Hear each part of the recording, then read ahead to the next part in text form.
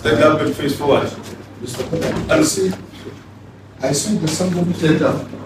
Stand up, sir. Stand up, sir. I see there's somebody taking pictures who has not been given permission to do that. That person sitting at the back with the on the faces where they ask for. Yeah, that one. Hello.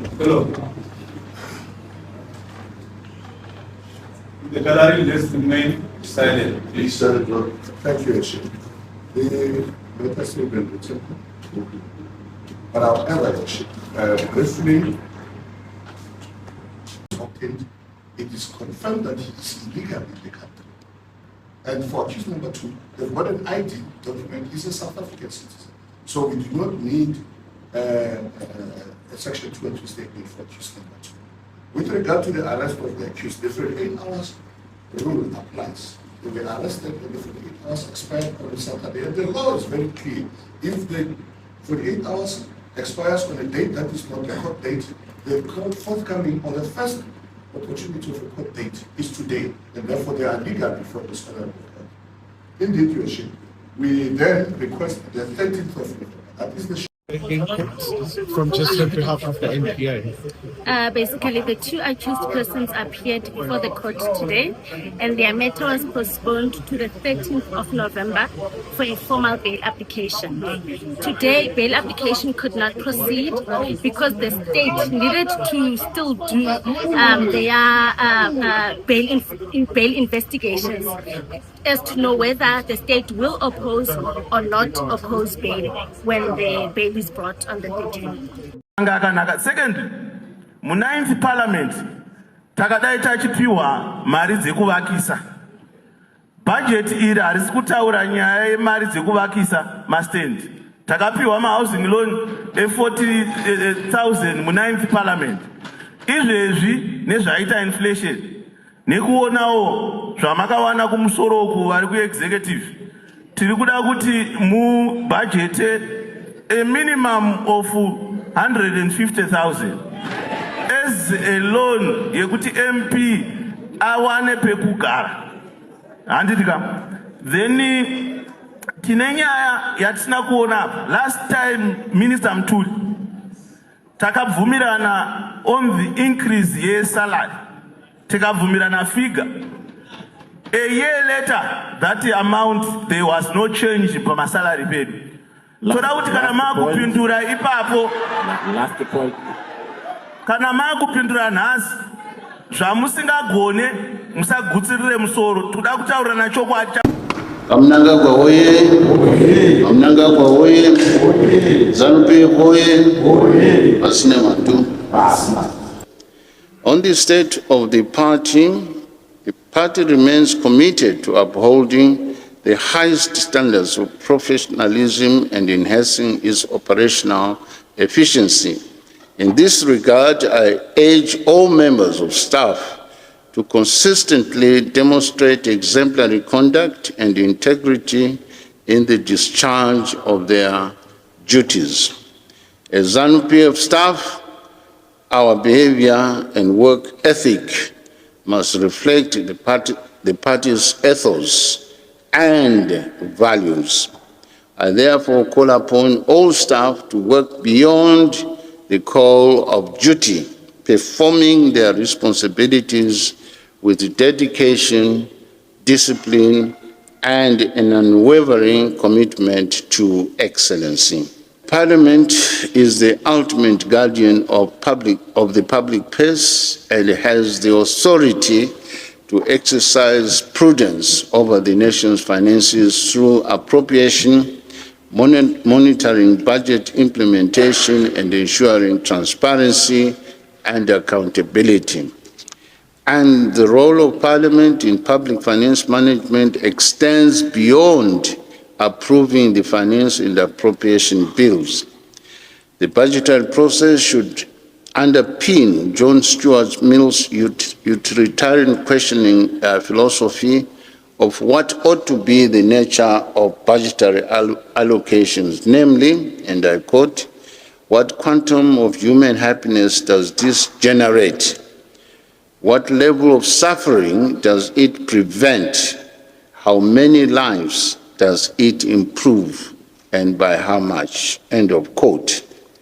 The budget should be people-centric, reflecting the voice of the people through inclusive consultations and addressing the needs of veterans of the liberation struggle, women, persons with disabilities, and the youth. Domestic resource mobilization is crucial and should include formalizing of the informal sector, leveraging digital technologies, and exploring alternative financing mechanisms like pensions and insurance funds, as well as enabling public-private partnerships to reduce overdependence on Treasury for disbursements. The Zimbabwe Revenue Authority, ZIMRA, should leverage artificial intelligence in transforming tax administration and improving revenue collection, especially at border posts.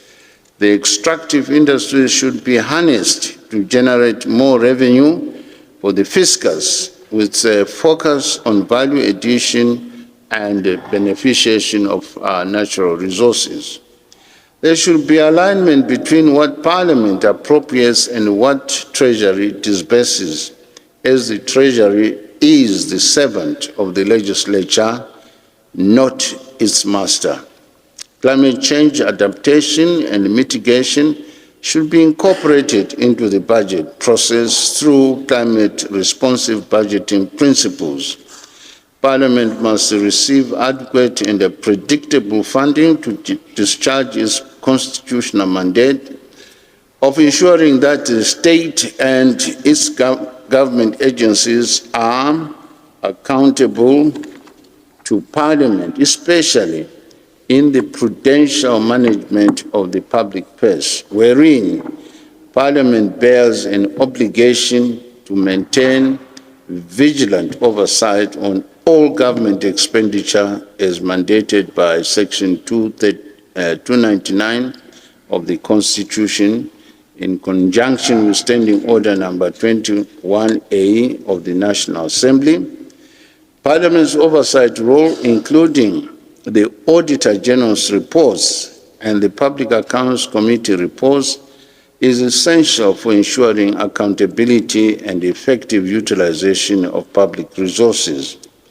And approving budgetary allocation for ministries and their departments that disregard the Auditor General's recommendation constitutes serious corporate imprudence and a betrayal of fiduciary duty.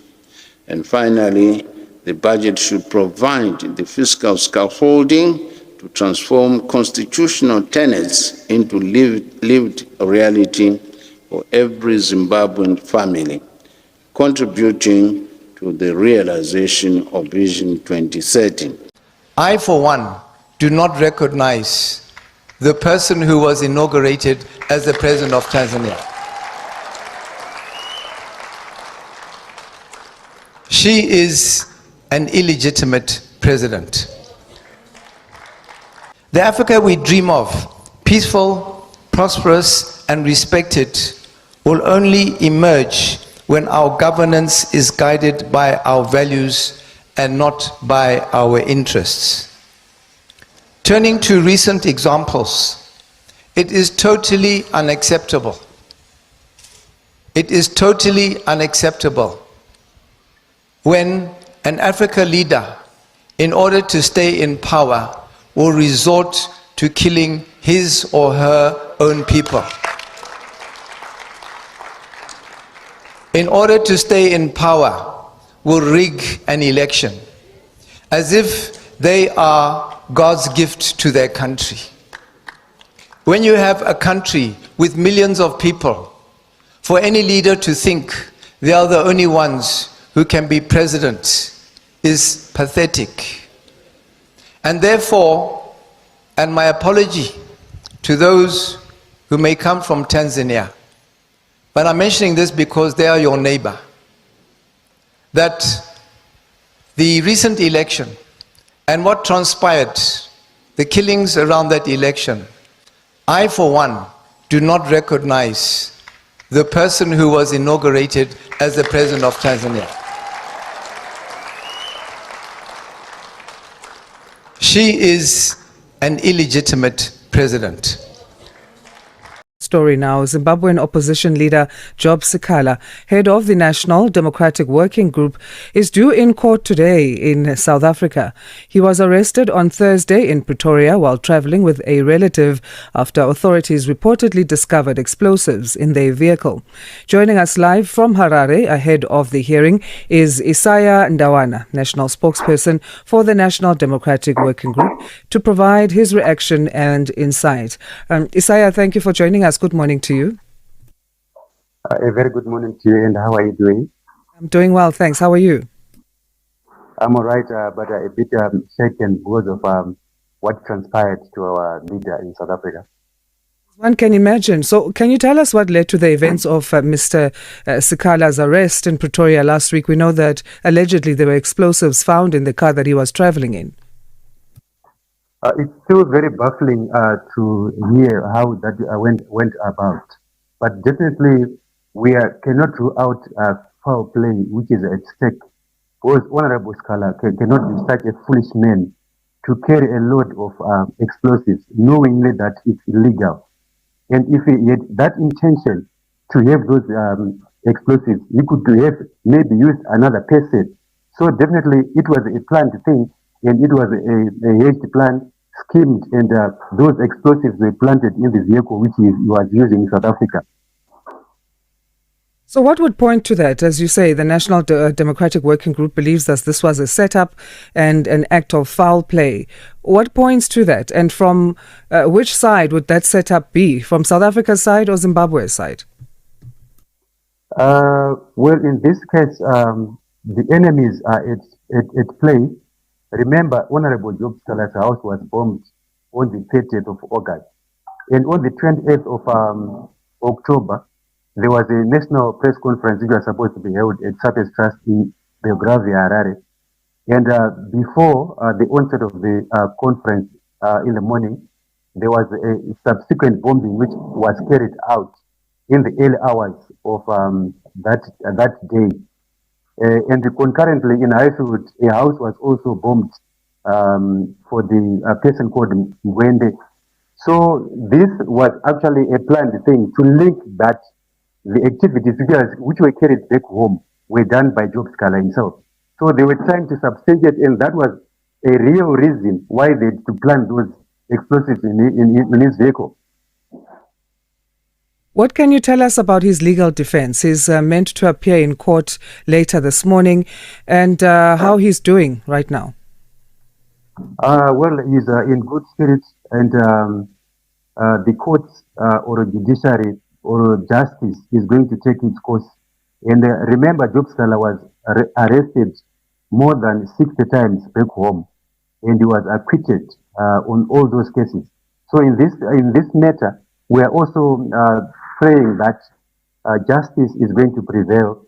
And Attorney Eric Mavuza, a South African reputable legal person, is representing our leader, who is the head of NDWG, the chairman and chief facilitator, Honorable Job Sikhala. So we pray that everything goes well.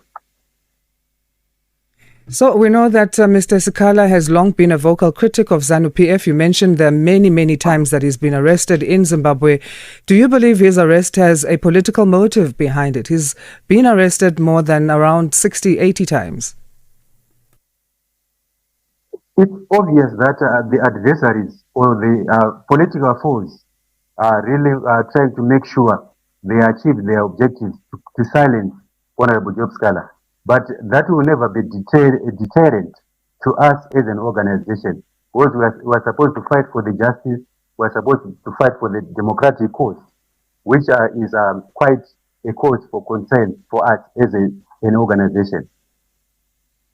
How much power does ZANU-PF have in its operations then in South Africa that could help it to implement this politically motivated agenda that the NDWG is citing?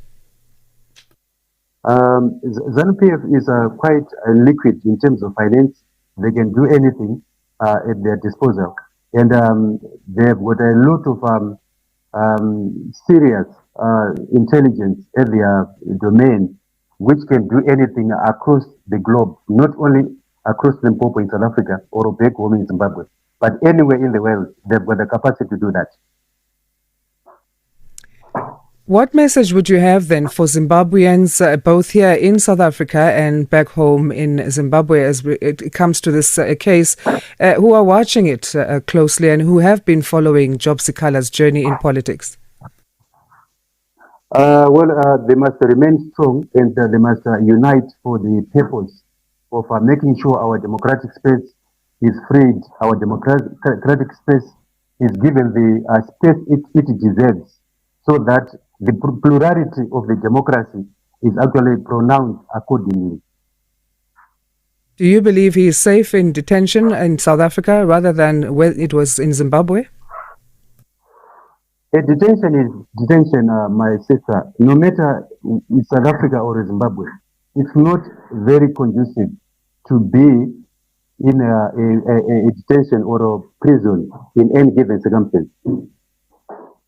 So what action, if there will be, will the NDWG or the National Democratic Working Group take now? Let's wait and see the course of justice as the court case kicks off today in Pretoria, and would want to see how that progresses. But definitely, Job Sikhala is not answerable for those explosives. We have got to pray that justice is going to be delivered at the end of the day. Do we know the relative who was traveling in the vehicle with Job Sikhala in terms of where they are? Have they also been arrested, and are they safe? Both of them are in custody, and his relative is Alexander Tema, who is age 78 and elderly. Imagine how can that be feasible, that Honorable Sikhala can commit a crime with an elderly in his company. It's very impossible. Well, this is a story that remains to be seen in terms of where it will go with developments. We'll continue with our coverage of it. But for now, we'll say goodbye to you, Isaiah, and we thank you for your insights. Thank you very much for hosting me, and have a nice day in South Africa. Beyond Kenya to the region around Kenya, and perhaps the reason people are worried about the protests in Kenya is because the picture of democracy in East Africa doesn't look particularly good. We have recent elections in Tanzania, your neighbour. The president, Samia Suluhu Hassan, the winner, declared 97% support. That's like North Korea. Is there still democracy in Tanzania? It's not for me to judge Tanzania. It is... it seems a bit fishy, 97%, doesn't it? Well, in a democracy, for example, in Kenya, you can never get 96%. So it's not a democracy anymore then? That is you saying. Every country have a way of them doing their stuff. But I think the primary thing is democracy is the best governance system. It's not tidy always. It is not always easy, you know, because there are all manner of moving parts. But I think we must work together to ensure that we protect democracy. So look at one of your other neighbours, Uganda. So I think we should stick to democracy, and we must always give ourselves the opportunity to listen to the alternative view, to look at the alternative without injecting violence into the equation. So look at one of your other neighbours, yes. Uganda. Elections coming up very soon. President Museveni has been there for nearly 4 decades, and there were real questions about whether there were free and fair elections last time. His opponent, Bobby Wine, was under effective house arrest. How worried are you about those elections and whether they're going to be free and fair? Because this affects the climate of the whole region, does it not? I attended President Museveni's swearing in last election, and I think he got 57% of the vote. He didn't get 90. So I think there is room for us to work on democracy is work in progress. And I think it spans different, different stages. There are countries like Kenya that are way ahead. There are others that are catching up. There are others that are... Thank you guys for tuning in. Please don't forget to subscribe to the channel and make sure that you ring the bell. And may God bless you and may God bless Zimbabwe. I love you all and bye for now.